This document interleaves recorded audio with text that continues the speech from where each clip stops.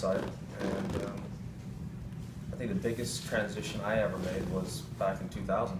You know, it was the wound ball technology at the time, and we came out with a solid construction ball. I tested it. I felt great about what it did for me and how it performed around the greens, and especially in the wind. And I switched.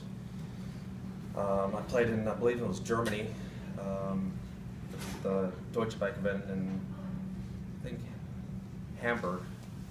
I put it in play for the first time. Then came back, played Memorial, won Memorial, and then had a good showing at the US Open at Pebble, then the British and the PGA. So it was a nice little run, and basically won 4 straight majors with that ball. So then, you know, the rest is history, because the wound ball technology was gone and everyone switched.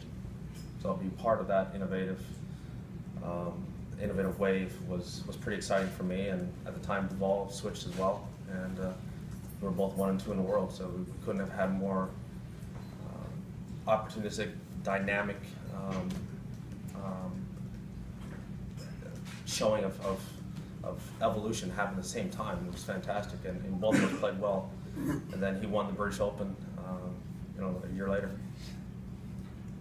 So you switched to that ball when it was better for you, for sure. So can you just talk about what in these irons, what better means when you got to go through a process? You're going to get the clubs dialed, and when they're better, you'll be. That's when you're ready to switch. What does that look like? And what's better? Yeah, we've gone through different phases, you know, with our muscle backs throughout the years. Leading edges, bounce have changed a little bit. Size of the flange. I've monkeyed around quite a bit with my wedges and the bounce and where to shave, where not to shave. And a lot of this depends on technique, also different grasses, different bunkers, and just trying to have an all-around wedge. But I've tinkered a lot with my wedges, but as far as my irons, the rest of my irons go, I really haven't done that much to them. We did have a muscle back that was rounded that I didn't really like that much, because when I hit it slightly off center, the distance disparity was great. I didn't like that. So we went with a straight back, and all of a sudden I started winning golf tournaments again. So that was a big move. But this has been the biggest shift, and as far as blade technology, to move the weight out towards the toe, and basically get the CG right in the middle of the face. That's a game changer. Tiger, I think your comment on it was it feels heavier in impact, but it feels like it stays on the face longer. Can you describe? Well, it's a heavier hit. You know, I mean, that's, you may hear guys on the range and you hear some hollow sounds, thin sounds. There's nothing that sounds kind of funky, and then you hear a guy who hits it flush every time. It's a different sound. It's a heavier hit, and that's what I felt with these irons immediately. Is that it was a heavier hit, but on top of that, what shocked me about not only the feel through the dirt, but was the ball flight, that it didn't get touched as much in the crosswinds. And you know, I dropped out of college, so physics is not my specialty. But I know when I hit a certain shot and it should do something, you know, in that wind, and I'm expecting it to drift, and it's not drifting, it's penetrating through the wind. That surprised me, and I've experienced that only with ball dimples that we've done over the years, and changed dimple patterns, and I've noticed that, you know, balls don't drift as much as they used to. But I've never had that happen in iron before. So, interesting, you said physics isn't your specialty, but there was a story from last year. We were testing drivers, and we talk about your eyes, your ears being incredibly hyper-perceptive to a level that for everyone in this room, I think we couldn't understand it. But there was a driver that we tested with you, and you gave it back and said the toe's just not right. It's just not there yet. And so we went into the CAD file, and sure enough, we found the toe was off by 0.5 millimeter. But we had to go into the CAD file to find that. Ricky, I don't know, can you make it? Just talk a little bit about what you see as Tiger tests. It was off, right? What's that? It was off. Yeah. It was off. Yeah. So I got a number of those stories. what is your specialty? Yeah, in Atlanta we were measuring a 5-wood from the front of the face to the back, and it was 3 thousandths off. That's a coat of paint, guys. And he called it out. But You know, there's a science to building great golf clubs, and there's an art. And you know, with the robots and the TrackMans, we can narrow in on the science pretty well. And don't let him fool you; he knows a lot more about the science than he's leading on. But when it comes to the art, that's where he comes in. You know, things like shape, feel. You know, that robot can't break par. He can. So if he needs to hit a low, you know, stinger into the wind or a high draw to a back left pin, he can tell us little nuances and things about the golf club that we can't derive from the machines and the technology that we have there. So, and we've never had anyone look at our irons, and he's driven the shape of our irons from day one. We've never had any of our athletes look at them and dislike them. So, you know, I think we got the best master model maker in the business here with us, and the best iron player to ever play the game. You ought to be able to come up with a pretty good product. I'd like to speak to that just a minute. When I first got in this business, I used to work on a test team, and I used to go spend hours and hours and hours, and then, you know, I did that for stats as well. Sit hundreds of hours in front of a robot pushing that button and gathering that data. I learned more the first hour I ever knew him than I did when I learned all the time. That because the athlete is so much more connected to, we looked for two perfect conditions when we did testing back in the early days. Oh, the wind's getting up, we quit and go home. You didn't quit and go home when the wind comes up. He adjusts how he uses these, and that's where the learning, and that's where the connection of great athletes to the game is so important. We utilize data. It's very important. Hey, Rick, It's easy for us to take his wedges and just make the same wedges that he had. But he and I talked, and the goal was, no, let's make them better. And we told him that and said, don't change your wedges until they're better. And Mike T worked with him, saw his technique, and actually made him better wedges. And then he put them in.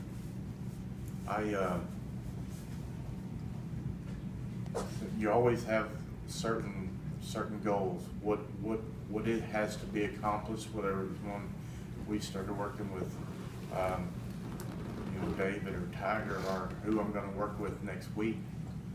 But with Tiger, it always seemed that we were always on the same track of what we wanted to look at. His eye it's easy for me to see a golf club that I know he's going to like. And it's not that way with everyone. My job is to make them how that player wants them. They're their tools, not mine. I work for a brand that's providing those tools to athletes. But he and I, when I know that I look down and see a wedge or a 9-iron that I'm like, oh, that one's a good one, he's highly likely he will tell you the same thing. Tiger, do you find yourself verbalizing to Mike and to Rick in different ways now, having been with Nike for so long, and now when they bring you a product in different ways than you would have when you first started with the company? Are you more technical? Are you more? Yeah, you know, I think I didn't understand anything about CGs or the difference what bounce could make in a 9-iron, a 7-iron, a 5-iron, all these different things. And one thing that has been consistent throughout, Rick and Mike T can say the same thing, is that I've basically played the same loft, same length, same grips, and basically since I was 14 or 15 years old. So I'm not part of that wave where the pitching wedge is 45 degrees. Unless it's my 9-iron. Right. You know, you see here guys, oh, if you want Hey, 50, what's wrong with that? What's wrong with Yeah, that? don't believe it's on the bottom of the sole. Exactly. So all my lofts are very, very weak in today's day and age. Right. Yeah. So when these guys build product and put it in front of me, it's going to look very different to me than it is to a guy like Rory. Mm-hmm. Different generations, different lofts, different eye sets. So I've been lucky enough to have had Mikey here, and then Rick as well. We're up in the same era where the lofts were weaker, and I never really changed from that. I haven't changed from that. So they know that what that looks like. That's what they grew up playing. this day and age where these guys are hitting, you know, wedges 150, 155, because it's 45 degrees. That's a totally different look. I picked up Rory's wedge last night. I'm like, holy cow, it's about my 9-iron, and it is. So it's a different look. It's a different feel, different look, and these guys are old school enough, and his dad obviously, you know, won the PGA and played on tour for a very long time, and Mike, you weren't here working with Hogan. You can't get much better than that, and to be able to have these guys' insights, but also I started to learn and change my understanding of how clubs are made, what I need to feel. We put a dial on my irons there. These all feel things that, you know, I can tell you what it feels like. I can tell you what it feels like through the dirt. I can tell you what it feels like throughout the entire motion of the golf swing. What that ball should be doing and it's not doing because of this, this, and this. And then I articulate my feels, and they put numbers to it. Right. And say, okay, well, this is off, off, off, and he goes grinds away, and I put it back down and hit it, and I'm like, ooh, hey, we're on to something. And then he goes, you know, 5 different 7-irons and grinds them all differently, and we start hitting them, and then here we are. And then we create these. So it's that to me is fun, because I love testing product, especially when I'm playing well. I think that's the best time to test. And we sometimes we'll say, hey, we got a testing session coming up. Hey, you know what, I'm not playing well enough yet. Let's hold off. Give me a couple more weeks or a month. Let me get my game back where I need to be. And now let's test. You always want to test when you're playing great, because then obviously you can see the differences. I'm curious, as you're working with your own clubs and obviously the pro line, do you do anything with the other pro combo or the other one in terms of helping them develop those as well? The look and shape are very similar. It's obviously going to be a little bit bigger, a little bit more forgiving, but the overall shape is virtually the same. The only thing I don't like about any of the, I guess, game improvement clubs that we've come out with is the offset, because I've never played with offset before. That's one of the things that we tweaked my 2-iron and made it less offset than original spec, and then we came out with these, and with one that Rory had in play at the British Open that he won with. Mentioned last night. Yeah, he doesn't have any offset in that one, so the same one I have with no offset. So it's just our look, what we like, and but as you know, for the higher handicappers, you like to have the offset, get your hands a little more ahead and get the ball up in the air. You know, to expand on that, you talk about shape and the shots and the game improvement things. Takes me back to when we introduced the square driver, and he hit it, and he'd hit it straight, and he couldn't shape it like he wanted to. You know, if you get a dog leg right, he'd blow it through the dog leg. So, I mean, the technology, what we were striving for, it worked. It went straight, it just went too straight. He kept, you know, so his lines and the way, you know, the way he wanted to play a hole, it didn't work for him. So I'm part of the older generation that grew up with a lot of balls, and I'm part of the last generation that actually played persimmon. I remember when I won my first PGA Tour event, I beat Davis Love in a playoff in Vegas, and he had a persimmon driver. So he was one of the last ones. I think him, Bob Estes, and probably Justin Leonard were the last 3 to play persimmon. And well, I grew up on persimmon, so the ball's always moved, and you always had to curve it one way or the other. And then we came out with metal heads, ball didn't move as much, and then especially now with the solid construction balls, now the balls really don't move. Then when they came out with the square driver, I just kept hitting this thing dead straight, wind's blowing off the right, I want to cut it and hold it against the wind, it's just going straight. And I said, well, I can't handle that. There's a dog leg, I want to, you know, shape it over this hill and run it down this dog leg, I just put it straight through the fairway. I said, you know, I'm a part of a different generation, you know, that I want to be able to shape the ball. I like seeing the ball move and do things. I don't ever hit the normal standard shot on the range. I'm always moving something. I'm always doing something with it, with my hands, my feels. I think the game is fluid that way, and I'm part of that other generation. And you see a lot of the kids now, they just tee it up and just hit it as hard as they possibly can. But that's a different generation. They didn't grow up with the smaller heads and a lot of balls where you had to hit the ball out of the middle, or just dance all over the place with the gear effect. Since you're not going to be competing for a few months now, essentially like that, you've got downtime, does that make potentially transitioning into a new set of irons easier because when you come back you just go to it, or is it something that, you know what, as I'm putting my game back together and sort of working my body back up to what you can do that you can... Yeah, there's 2 things to that. Right. Number one, we were close to having a set right for me earlier this year, because about this time last year, we started tinkering around with this stuff. And then earlier this year, I was getting close to it, I liked it, and then my back went out. And then I had him having surgery. So when I came back, I was on a limited ball count.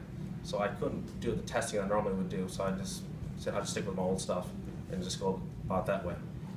Now that I've had another extended period of time, I'm going to be taking off. When I get healthy enough and explosive enough, then I'll sit down, because we won't have a limited ball count. Nothing to repair anymore, which is nice. Then I can go ahead and test the irons, and they'll be here with me, and we'll have the TrackMan out, but also you can hear the sound, the audio, and that's so important to a player, is the audio. And hitting a certain shot, it should be in a certain window, and when it's not in that window, we have a problem. But when it is in that window, and it's actually performing better in that window than yours, then it's a beautiful thing. Well, one, you gotta be precise. I always ask my dad this, and throughout the years when he was alive, why do everyone always say, you hit it on the screws? You know, screws mean you mishit it. The screws are never in the middle of the face. They're on the side. Boy, I hit that one on the screws. It's a mishit then, right? So, yeah, persimmon, you always want to hit the ball between the screws. And the gear effect was just amazing. You hit the ball off the heel, and it starts way left, and then it cuts back. You hit the ball off the toe, it just starts way right, and then comes back. Well, then as you get to the golf balls that we have now, and if you hit a persimmon, it starts off left, but doesn't cut back. The ball doesn't move as much. And then with our heads now that we have, being a little more, we don't have the rolling bolts that we used to have. Again, there's really little gear effect. So that's one of the interesting things. I played enough rounds and talked to a lot of the older generation guys like Nicholas and what he did, and if he'll tell you that when he shaped his driver and put a little bit more roll on the heel, because he loved it, and when it got tight down the stretch on the back nine, he'd neck it on purpose and just hit a heel cut. It went further than his 3 would, but he always knew that he could get on the left side of the tee, aim down the right side of the fairway, and neck it, starting on the left rough, and then it'll cut back in the fairway every time. It was going to happen. And let the technology do it. Well, it was technology back then. They would just do it. That doesn't happen now. If you try to play that same shot, it's straight in the trees. It doesn't come back. But I just think that the feel and playing with persimmon, it hones your senses, it hones your hands and feel that you have to hit the ball so precise. You know if you're hitting down on it, hitting up on it, if you're zeroed out, you know all these things, but just by the feel of it, because if you miss it just a minuscule amount, it does a lot, and especially with the older balls. A funny story, this is totally unrelated, but in 2000 I played at St. Andrews, and we played the 9th hole, the par 4. It was drivable at the time, so I had the tour accuracy at the time in my bag, and Peter Dawson comes out, the height on RNA. So I hit driver, it's downwind, I drive it on the green. And he says, hey, you know what? Here, why don't you hit this one? It was an old gutter perchin. I'm like, oh, sweet. So I hit it, and there's 2 bunkers off the tee that I've never seen before. And I just barely carried them. Oh shit, this is. So I drove it on the green with my ball, and obviously that ball is much shorter than our balls that we use now. And then I hit a driver and a 4-iron with a gutter perch ball to the same hole. I think technology's come a long way. So guys, we got time for maybe one more question. Yeah, just your career has kind of mirrored the most rapid period of innovation in equipment, but you're self-professed as kind of this old school guy, and so you've tried a lot of product, tested a lot of product, and obviously a lot of it hasn't gone into play. What do you learn from that, and do you enjoy the process even if it doesn't go in the bag? Well, I enjoyed testing. As I said, I've always enjoyed trying to find things that will make my game better. If it's not better, then it's not in my bag. That's the way it's always been, and why put something in the bag if it's not going to help you? I've been asked this many times. what's your favorite club? Well, all 14. They have to be. In order to win a golf tournament, you got to use all 14 of them, and they better do exactly what you want. And you don't want to have any surprises out there. You know, be hitting a long iron into a tight pin on a par 3, and it's 220, it flies like 240. You know, we got a problem. If you got a 12th hole at Augusta and you hit a knockdown and you flight it, and the ball spins too much, and it's like, hey, it ends up in the front bumper, and I know that ball should be on the green. We got a problem. You don't want to have any of these type of surprises. So I enjoy the testing process. It certainly has helped me to work with these guys because I've had to understand the little minuscule differences of how many micron, the difference of 5 microns what might make in a ball flight, a dimple pattern, hardening up the inner layers, the mantle, the core, softening up the core, hardening up the core. I mean, all these different things that you monkey around with. It just changes the whole dynamics. And I don't want to have any surprises out there. I want to have everything be precise. So when I hit a shot, I know I hit a shot. And you've seen me do this a few times where I spin the club, start walking. Well, I know where it's going to be. If I spin that club and it ends up right in the water, and we've got a problem. Okay, I want to thank you guys. That was awesome. Thank you guys for coming. Appreciate it. Thank you. So Charlie's going to start with the 7th?